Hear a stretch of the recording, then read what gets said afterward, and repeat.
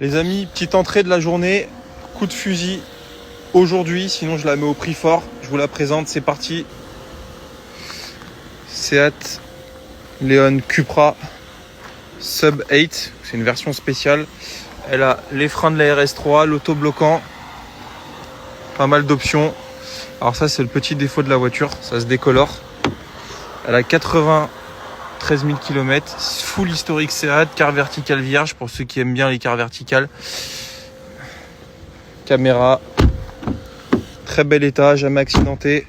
Petit béquet Maxton, full origine mécaniquement parlant. 19,9 aujourd'hui, sinon je la mets à 21 990. Pas de malus. Les amis, Sacha il m'emmène place Morny. Attends frère. Petite C1, toi panneau. Oh frère. Ah, scooter de Thierry là. T'es conscient que tu l'as touché? Mais non, je l'ai effleuré. C'est solide ça. C'est un peu. Direction. Bon les amis, livraison la 240i dans 1 heure. La 135 est vendue. Ça c'est vendu. Ça c'est vendu, livraison demain. La Seat a trouvé preneur. En même temps, elle est nickel cette caisse. Coup de fou. La M2 est vendue, livraison demain. Le RS3 est vendu, livraison dans 1 heure. On a vendu la C1. On vient de vendre le Scudo. Là on est en mandat. Là on est en train de préparer le Tiguan pour la livraison demain. Qu'est-ce qu'on a vendu dedans? Putain, ça je comprends pas. 39,9, la moins chère de France. 20 000 km. Le téléphone il devrait exploser, frère. Personne a... Si, il y a quelques touches, mais je comprends pas pourquoi c'est pas vendu. Salut à tous les amis. Grosse journée aujourd'hui, putain. 2 livraisons. Je prépare 2 livraisons pour demain. 3 livraisons même aujourd'hui, je crois. Nombreuses ventes, nombreuses visites, ça bosse. Putain les amis, il faut que je vous raconte hier une anecdote de ouf. Enfin de ouf non, mais je vais vous raconter le quotidien de marchand. Et ça corrobore ce que je disais il y a 2 jours sur le fait que je commence à en avoir marre de ce taf là. Mais bon, tu connais, on va s'accrocher, on va aller au bout. J'aime bien aller au bout des choses. Tu vois, moi je pense que une partie de la réussite a lieu grâce au fait qu'on va au bout des projets. Beaucoup de gens ont des projets, beaucoup de gens ont des idées, beaucoup de gens mettent en place des choses. C'est déjà un bon début, mais vont pas au bout des choses. Et moi, j'ai quand même tendance à penser que ça fait à peine 2 ans et demi que je fais ce métier, ça va plutôt bien. Mais je suis pas encore allé au bout du truc, donc je vais m'accrocher encore quelques années. Mais quand même, je vais vous raconter la situation hier, qui s'est passé, un truc de fou. Enfin, moi ça me paraît fou, mais vous peut-être pas. Mais en gros hier, j'ai un client qui m'appelle à 14h pour une voiture. Je vais pas dire laquelle parce que peut-être qu'il me suit, je veux pas qu'il se reconnaisse, je veux pas de problème. Encore une fois, moi je suis pas là pour ça, mais je vais quand même vous raconter, c'est marrant. Donc le mec m'appelle à 14h et me dit voilà, non, alors non. La veille, donc d'hier, donc il y a 2 jours, à 23h, je reçois un SMS, bonjour, la voiture est-elle disponible? Bon, les mecs, peut-être qu'ils regardent pas, mais j'ai 40 voitures à vendre, donc déjà ça commence bien. Et SMS à 23h, déjà ça commence très mal. Je vous le dis à vous les amis, ça c'est un truc que je trouve d'un manque de respect énorme. Certains me diront oui, mais les gens travaillent tard, j'en sais rien. Moi, il y a quelque chose que j'appelle de la bienséance, les amis. C'est le fait de ne pas écrire et contacter les gens à toute heure. Surtout les SMS, c'est très intrusif. C'est presque comme un appel pour moi. Je reçois un SMS à 23h, la voiture est disponible. Je réponds pas forcément, je rentre pas dans ce jeu-là. Ça va, j'ai passé l'âge de répondre à 23h aux gens. Tu sais, comme quand j'avais 14 ans et que j'écrivais à mes petites copines, c'est mort, tu vois. Le lendemain matin, enfin non, du coup j'oublie que le mec m'a envoyé un SMS. À 14h, je fais un point sur mon téléphone, je vois qu'il y a ce SMS, donc je réponds. Et le gars, il me dit que c'était pour une voiture que j'avais à la vente. Donc je dis, écoutez, pas de souci, vous pouvez venir la voir. Il dit, ok, bon, bah j'arrive dans une demi-heure, pas de souci. Moi, hier après-midi, j'étais pas là au garage, j'avais un truc à faire. Donc je dis à mes gars de gérer. La voiture, il se trouve qu'elle était tout au fond du garage. C'était vraiment celle tout au fond du garage, pas de chance. Et comme j'avais pas envie de tout enlever, je dis bon, si la voiture plaît vraiment et que le gars est chaud, bah faites l'effort, vous sortez les voitures, mais on va pas sortir toutes les voitures pour une première visite. Le gars, en plus, la voiture, elle est pas trop serrée, il peut faire le tour.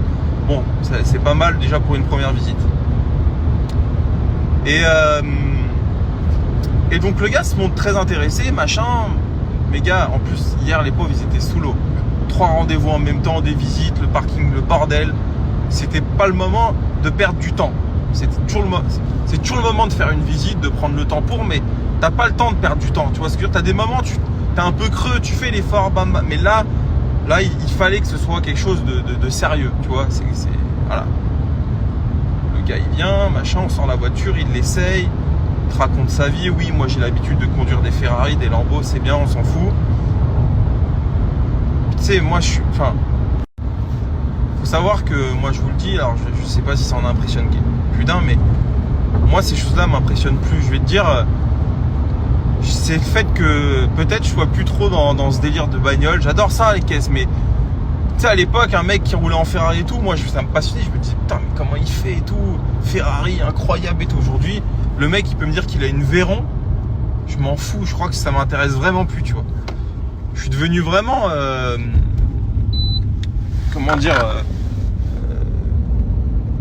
je suis plus dans ce truc là. Mais bon bref, le gars il visite la voiture, tout, il est chaud, la caisse est nickel, en plus il n'y a rien à dire. Je viens de faire une révision à 1700 €, enfin vraiment rien à dire.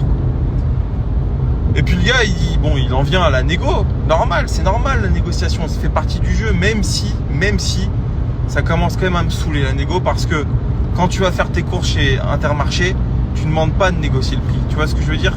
Quand tu vas au restaurant et que l'entrecôte c'est 22 €, t'arrives pas à la caisse en disant ouais 20 €, tu me l'as fait à 20 €. Tu vois, je trouve que la négociation ça a un côté quand même, moi ça me fatigue la négo. Mais bon, en vrai ça me fatigue, mais moi quand j'achète une voiture je la négocie. Donc, mais bon c'est différent. Le restaurateur qui achète sa viande chez Aringis, il la négocie sa viande. Donc, mais bon, je peux pas en vouloir aux gens qui négocient, ça fait partie du jeu. Bon, bref. Mais le gars, il m'appelle, il me dit bon, est-ce que le prix est négociable? Alors que pendant 1h30, on a déplacé la voiture, il nous a raconté sa vie, ça a été voilà. Et la caisse est à vendre 30 000 €. Et il me dit écoute, moi j'ai un budget, c'est 25 000 €. Et là, le gars, je lui réponds, mais respectueusement, tu vois, je lui réponds monsieur. Pendant 1h30, vous voyez qu'en plus mes gars ils courent partout, les pauvres et tout. Vous me faites une offre à 25 000 €, c'est pas respectueux. Enfin, mon travail c'est compliqué, tu vois, j'ai un loyer à payer. Encore une fois, je vais dire un truc, c'est pas pour critiquer, mais je suis pas un auto-entrepreneur, tu vois, je suis pas là frérot à vendre des perles que j'ai achetées sur AliExpress depuis mon salon. Non, j'ai une structure, j'ai des employés. Enfin, j'ai pas des employés, j'ai des choses à payer, j'ai une assurance, j'ai plein de voitures. Enfin, on fait pas ces choses-là, tu vois. Je lui dis au gars, dès le départ, vous m'appelez, vous me dites écoutez, la voiture peut m'intéresser. Il y en a qui font ça et en vrai, ça m'énerve un peu parce que faut être vraiment un clochard pour laisser sa voiture 25 000 € alors qu'elle en vaut 30. Et 30, vous savez que moi en plus mes prix c'est placé. C'est-à-dire que la voiture, si elle en vaut 30, si moi je la mets à 30, t'en as certains qui seraient capables de la mettre à 35 ou 34. Mais c'est pas grave. Le mec m'appelle, écoutez, je vais aller droit au but.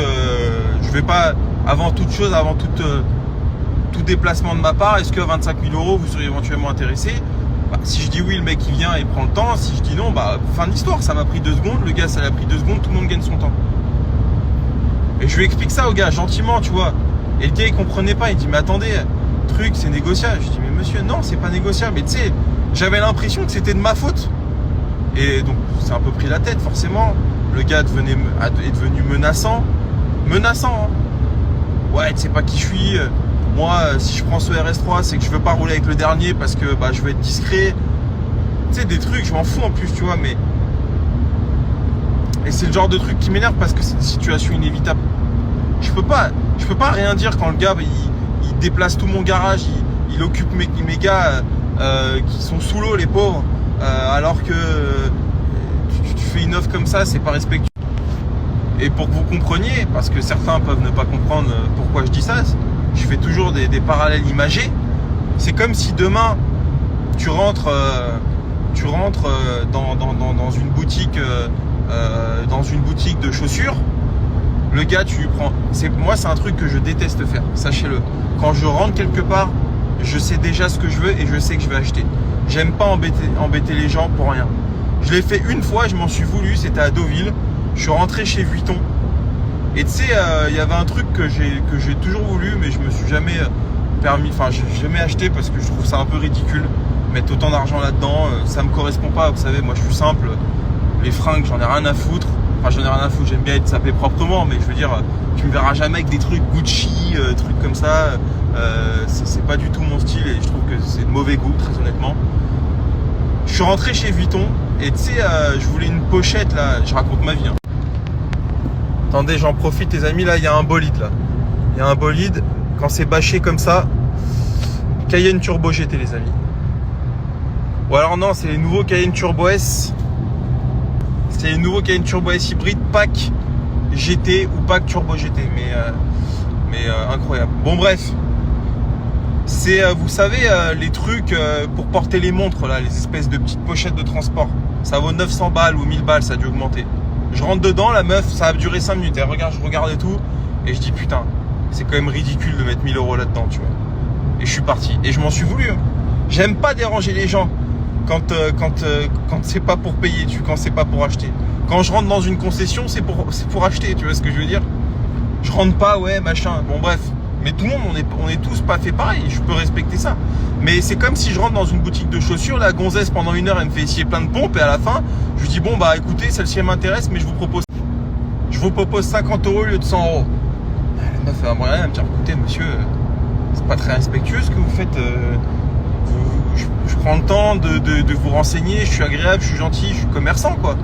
Et vous me proposez un prix, c'est même pas le prix auquel je paye mes chaussures, c'est pas respectueux, les prix c'est les prix, tu vois. On a des charges, on a des impôts, on a des trucs. Et ce mois-ci, entre Gabriel et BRT, j'allais dire c'est le nom de ma société, et Transac Auto, 20 000 € de TVA à reverser, c'est énorme. T'as intérêt à faire un beau mois, hein, parce que si t'as pas provisionné ta TVA, t'es baisé, tu vois. Donc tu vois, tu sais comment c'est, en plus là il parle d'augmenter les impôts. Bon voilà, je passe encore pour le grincheux de service, mais bon bref, à la fin le gars, à la fin, je suis pas un méchant, donc je lui ai dit écoutez, on va pas se prendre la tête, mais parce que le gars il était menaçant, je lui ai dit écoutez, on va pas se prendre la tête, j'ai dit mais comprenez mon raisonnement, c'est pas respectueux, essayez de pas faire ça. Et tu vois, ça c'est des trucs, ça m'intéresse plus en fait.